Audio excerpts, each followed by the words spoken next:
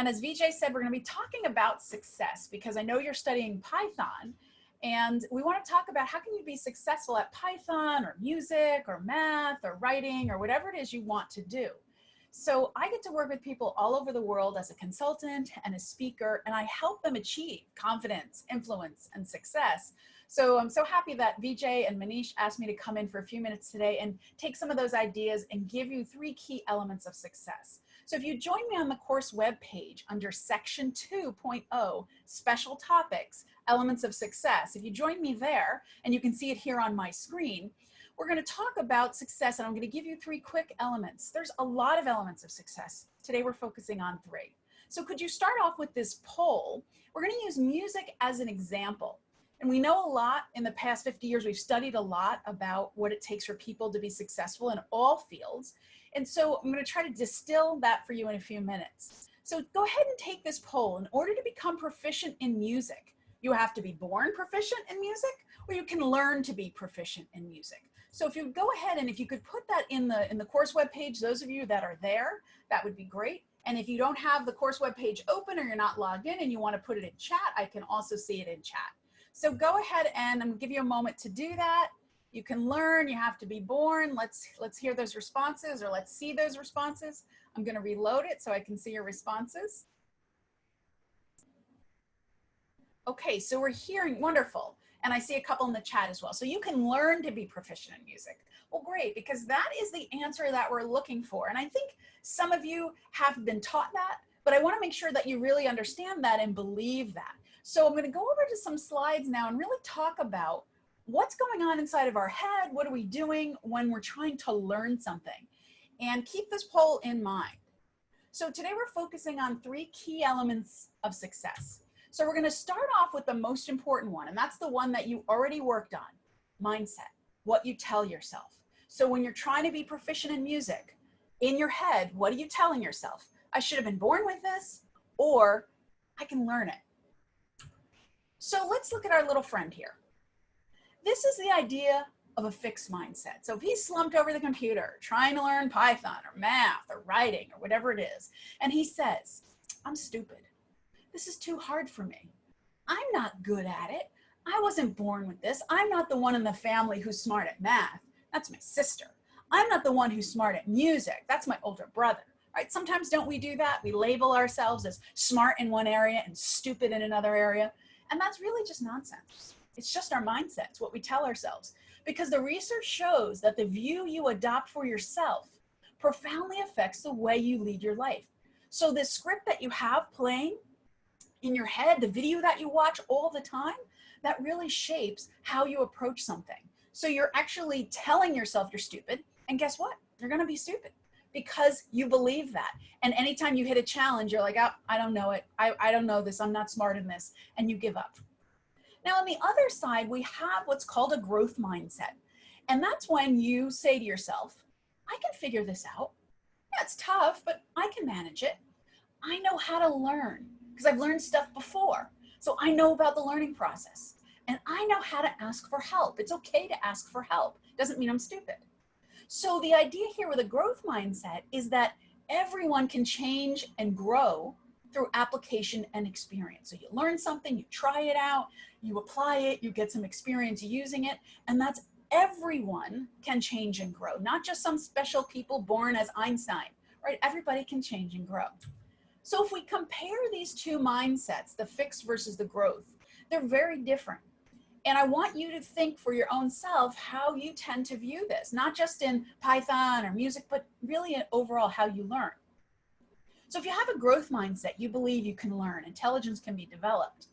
Instead of in a fixed mindset, it's static. It's certainly, your computer program was imprinted on your brain when you were born, and that's it. You didn't get the music gene, you didn't get the math gene, you didn't get the writing gene. You're never gonna get that, okay? That's what the static fixed mindset says. Growth mindset says, I can learn and develop. Challenges are good. As Vijay said before, one of the problems in programming people give up too early when they see the errors. Actually, those are wonderful. Those are gifts. Those challenges, you should embrace them because it allows you to grow and learn. But if you have a fixed mindset, you're afraid of challenges because they show your weakness. They show where you're not capable. If you have a setback, fixed mindset, I give up. It's too hard. I'm never going to get this. Growth mindset says, well, this is tough. Wow. I'm going to keep working at it. I remember there was something tough I had in a different subject, and I persisted and I asked for help and I got through it. So the growth mindset really focuses on effort, right? The path to mastery doesn't just come in a flash of lightning. It comes by dedicated, disciplined practice over time. Fixed mindset says, no point in trying. I'm never going to get this. I'm just going to give up. It's easier. So the fixed mindset wants the grades. They want the approval. They want the pat on the back. They're hungry for that. That's short term. That's not going to last. The growth mindset is all about passion for learning and growing. And okay, if I get a grade, that's good. If somebody says good job and thinks I'm smart, that's fine. But it's all about me in my head, in my heart, telling myself and enjoying this and really having a passion to know and understand. So I want to encourage you to think about this for yourself, because a lot of times people grow up and they don't ever think about this, and they get to be an adult and they really haven't thought about it, and they have a fixed mindset, and it's not really fun along the way, because they're basically cutting off parts of the world that they can't learn about because they think they're not capable. So that was a quick run through. We don't have a lot of time, so I wanted to just give you a few tidbits for you to think about and maybe talk about in the discussion. So the second element of success I want to talk about today falls under the heading of communications. And I love this because communications is my specialty. That's what I really enjoy working on. So we want to talk about this element of success called telling the story of what you've learned to yourself and others. So as you're learning something, particularly something new, you want to be able to put it in your own words. So I know you cram for an exam, maybe you by heart something, you memorize it. That's not really going to help you in the long term. I want you to be able to paraphrase what's in the textbook. In your own words, what did the teacher say? Because I want you to be able to explain that to yourself in your head and also to other people. You want to think of it as a puzzle. What pieces of the puzzle do you understand? How can you communicate to yourself and other people? Here's what I've learned. Because unless you put it in your own words and connect it, it's not going to make any sense. You just memorize a bunch of stuff, and as soon as the test is over, the stuff falls out of your brain and you don't really know it. So you're trying to internalize it, and we use the word story because it helps us link together various pieces, right? That's why in our oral traditions of many of our cultures, we tell stories to understand the history of our people or of our religion, our society, or our culture, because stories are a way for us to connect things and remember them and keep them together. So the second element of communications, this is our third element of success, but it's the second one under communications, is exploring what you need to learn by asking questions. So you have the puzzle, and like any good puzzle, there's always a couple of pieces missing. So you can tell the story of what's there, but how do you fill those missing puzzle pieces? How do you fill the gaps in the story? Well, you've got to get really good at asking questions. And I'm going to ask you in the chat, have any of you ever gotten in trouble for asking questions? Go ahead and say yes or no in the chat. Have you ever gotten in trouble from a teacher or a parent who said, stop with the questions, I just want to get through this, stop asking questions? Anybody ever get in trouble? Okay, no's, yeah, we've got some yeses. Yep, I can tell you, I used to get in trouble. Yeah, only with your parents, all right. And I know VJ used to get in trouble when he was little for asking too many questions, because sometimes the teacher or the parent, they just want to get through the material and they don't want to stop for questions. You know what? It's okay if you get in trouble for asking questions. That's a good kind of trouble to get in, I think. Because questions are really about figuring out what you know and what you don't know. So questions like, what am I missing? Who can help me? Have I understood the background material enough? Why am I having this problem? So getting really good and comfortable at asking questions makes you able to learn more. And we know from research as well that as we get older, we ask fewer and fewer questions. Children ask tons of questions, little ones. If you have little brothers and sisters at home, 3 or 4 years old, they always say, why this, why that? By the time we're 18, 25, 35, we don't ask questions anymore. So I want you to develop this skill, and it's a little countercultural. I want you to ask a lot of questions of yourself and others. So you want to think about it as breaking a complex problem into smaller pieces, right? If you wanted to eat this apple, and the apple's a metaphor, you wanted to eat the apple, you wouldn't just shove it all in your mouth. You choke on it. You couldn't swallow it. So you take one small bite at a time.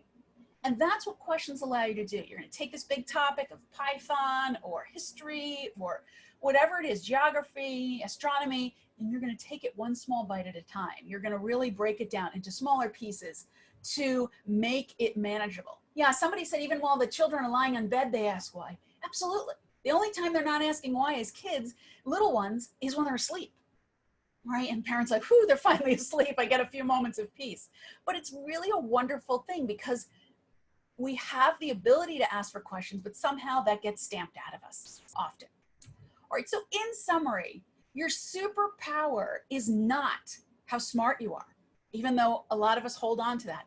It's our ability to learn. Okay, it's not how smart we are, it's our ability to learn.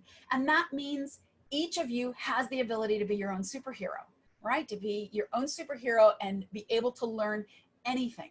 Because when we were growing up, Python didn't exist. So how did we suddenly learn something that didn't exist when we were children?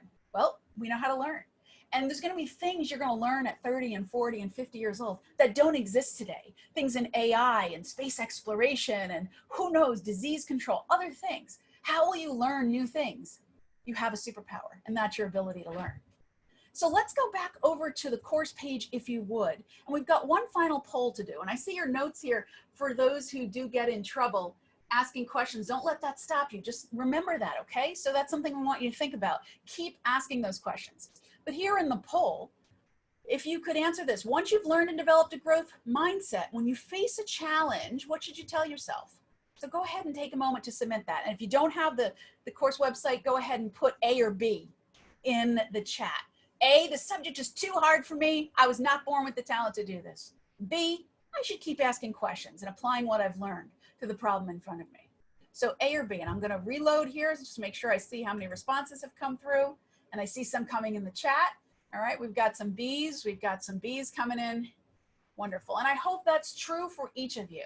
So thank you so much for taking time to give me your attention from your Python class. Remember these 3 key elements of success. We'll discuss them over on the discussion board. You'll see them pop up in some of the quizzes for session 2. But I really want you to remember that learning is a gift, and each of you is capable of having that gift for your whole life. So thank you so much. I'm going to give it back to Vijay so he can talk more about Python. Thank you, Gilda. That was fun. A small change in subject, but I have to stress to all of you